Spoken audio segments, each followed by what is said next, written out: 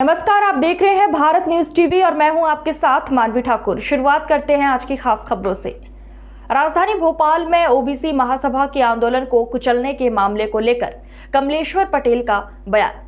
प्रदेश में पिछड़ा वर्ग और अनुसूचित जनजाति वर्ग के युवाओं का अधिकार भाजपा सरकार छीनने में लगी हुई है। भाजपा ने ओबीसी के आंदोलन को कुचलकर लोकतंत्र की हत्या की है।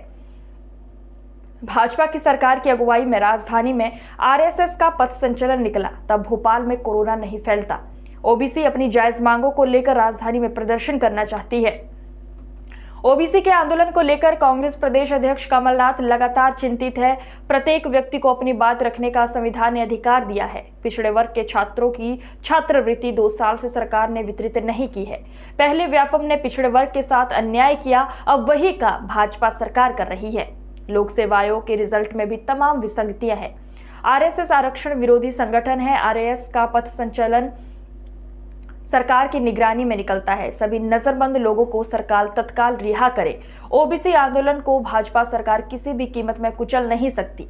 आरक्षण को लेकर कांग्रेस गांव-गांव जाकर लोगों को की सरकार चल रही है, ये बहुत बड़ा विषय है। आप सबसे हम यही अपेक्षा करेंगे कि हमारी बात सरकार तक पहुंचाएं और इस आंदोलन में कांग्रेस पार्टी भी गांव-गांव तक अपनी बात को लेके जाएगी कि पंचायत चुनाव अगर कैंसिल हुआ, पंचायत चुनाव में जो आरक्षण खत्म हुआ, उसके लिए पूरी तरह से भारतीय जनता पार्टी की सरकार जिम्मेदार है, मुख्यमंत्री शिवराज सिंह जिम्मेदार हैं, भाजपा के नेता जिम्मेदार हैं और कोई इनको माफ नहीं करेगा। और इस तरह से आप आवाज नहीं दबा सकते। लोग गांव-गांव अब जाएंगे और जगाने का काम करेंगे। धन्यवाद। आदरणीय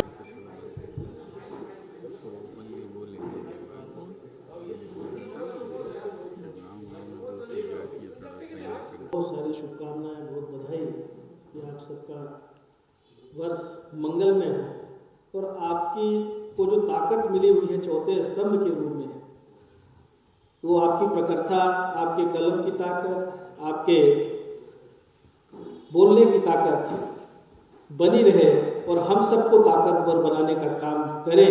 पूरे प्रदेश की, देश की जनता को भी दिशा देने का काम करें, सरकारों की दशा तय करने का काम करें, दिशा देने का काम करें, ऐसी अपेक्षा करते हैं इस नए वर्ष में। आज हम सब लोग आप सबको बहुत कम समय की नोटिस पे कांग्रेस पार्टी की तरफ से प्रेस कॉन्फ्रेंस के माध्यम से रूबरू होने जा रहे हैं। परिस्थिति बहुत विकराल है मध्य प्रदेश में। जिस तरह के हालात मध्य प्रदेश में पैदा किए जा रहे हैं जानबूझ के, ये किस स्थिति पे ले जाके और कौन सी दिशा तय करेंगे और कितना लोगों को दबाने की कोशिश करेंगे और इसका क्या परिणाम होगा, इससे आप अंदाजा लगा सकते हैं। आज हम कह सकते हैं कि मध्य प्रदेश के पिछड़ा वर्ग के नौजवानों के लिए, पिछड़ा वर्ग के या अन्य जो हमारे अनुसूचित जाति जनजाति वर्ग के भी इसमें सहयोगी साथी थे, जो सरकार के द्वारा मिले हुए अधिकार जो सरकार छीनने का काम कर रही है, जो अधिकार कांग्रेस की सरकार ने पहले दिए थे, उसको जिस तरह से भारतीय जनता पार्टी की सरकार में छीनने का काम किया जा रहा है, उन जायज मांगों को लेके शांतिपूर्वक आंदोलन कर रहे ओबीसी के लोगों के साथ जिस तरह से बर्बरता पूर्वक कार्रवाई की गई है, इसकी जितनी निंदा की जाए वो कम है। ये पूरी तरह से हम कह सकते हैं लोकतंत्र का गला घोटने का, लोकतंत्र में जो मिले हुए अधिकार हैं उसको दबाने की जो कोशिश की जा रही है, ये पूरी तरह से असंवेदनशील है, असंवैधानिक है और इसके लिए पूरी तरह से भारतीय जनता पार्टी की सरकार और आरएसएस और भाजपा के लोग जिम्मेदार हैं। एक कल यही आपके भोपाल राजधानी में और सभी जिलों में पथ संचलन निकला आरएसएस का, वहां कोरोना प्रकट नहीं हुआ। कुछ लोग तो बोल रहे थे कि शायद वो कोरोना को रोकने के लिए पथ संचलन किए थे। वो पथ संचलन करेंगे, वो रैलियां निकालेंगे, उनके लिए कोरोना नहीं है। और पिछड़ा वर्ग का साथी, अनुसूचित जाति जनजाति का साथी अपनी जायज बात के लिए, सरकार को जगाने के लिए शांतिपूर्वक अगर प्रदर्शन करते हैं तो 2 दिन से लोगों को पूरे प्रदेश में चिन्हित करके उनके नेताओं को, जो कोई राजनीतिक दल नहीं है, एक फ्रंट बना के जायज मांग के लिए सरकार को चिताने का काम करते हैं, चाहे पक्ष हो विपक्ष हो, वहां अपनी बात रखते हैं। और ऐसे लोगों को नजरबंद करके रखा गया है। कई लोगों का पता रहता नहीं है कि वो कहाँ है, किस परिस्थिति में है।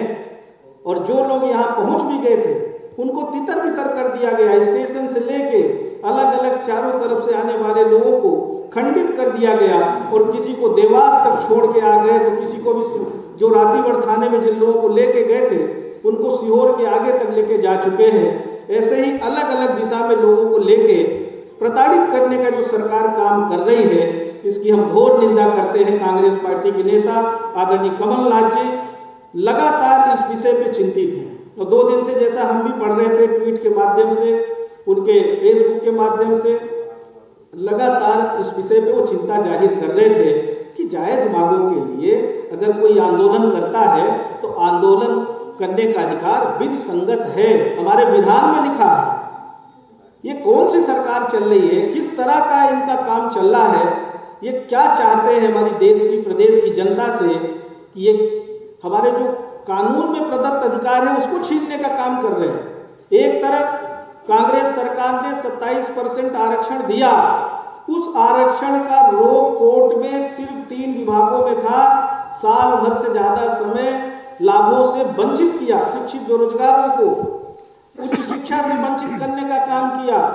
और दूसरी तरफ पंचायत चुनाव, जो आरक्षण की प्रक्रिया रोटेशन में होती थी, नए परिसीमन में 5 साल में चुनाव होता था, और उस प्रक्रिया से चुनाव न करा के नया अध्यादेश लाके जो नियम संगत नहीं था, ऐसा चुनाव डिक्लेयर करके मिले हुए आरक्षण, मिले हुए अधिकार को छीनने का काम भारतीय जनता पार्टी की सरकार ने किया।